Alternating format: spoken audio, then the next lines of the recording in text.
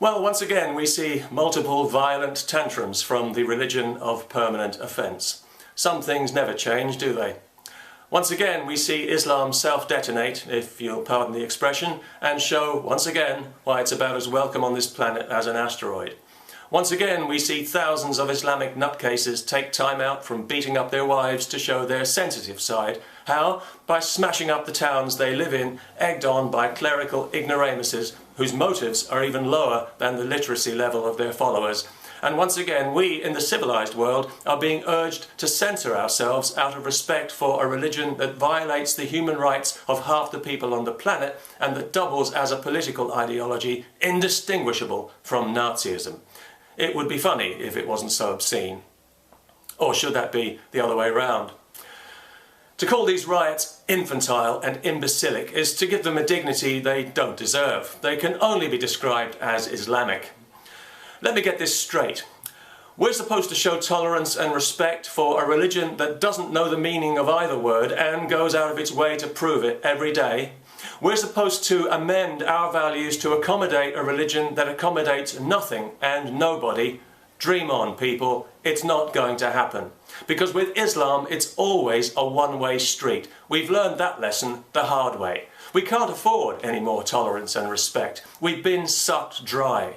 And we become weary of manufactured Islamic grievance. It's such a bore that now when we hear some bearded buffoon or some bag-headed bimbo telling us how offended they are, we can't even be bothered to laugh anymore. Not even when the Turkish Prime Minister hilariously demands that Islamophobia now be made a crime against humanity, when, given the evidence, there's a much stronger case for making Islam a crime against humanity.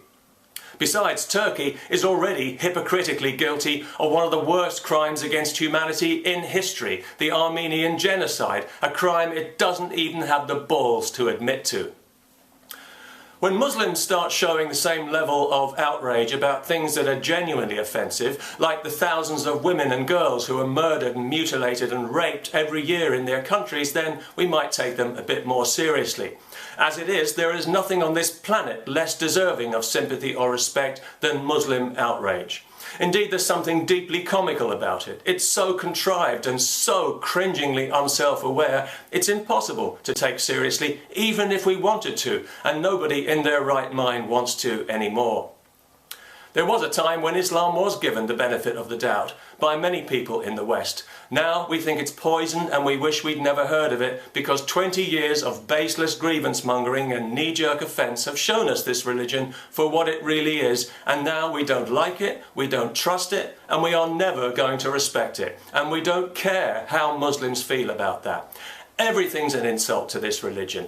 Everything causes offence. Well, nobody gives a damn anymore, people. You've done it to death. You've killed the goose that laid the golden egg. So now, if you're an offended Muslim, go stick your head in the oven for all we care. And if you think that if you keep up the violence, the West will eventually cave in, it's not going to happen. Even if the politicians want it to, the people won't allow it. We'll carry on speaking our minds openly and freely because it's our birthright and it can't be taken away from us. It can only be given away, and we are giving Islam nothing because Islam gives us nothing. It's a religion permanently on the take.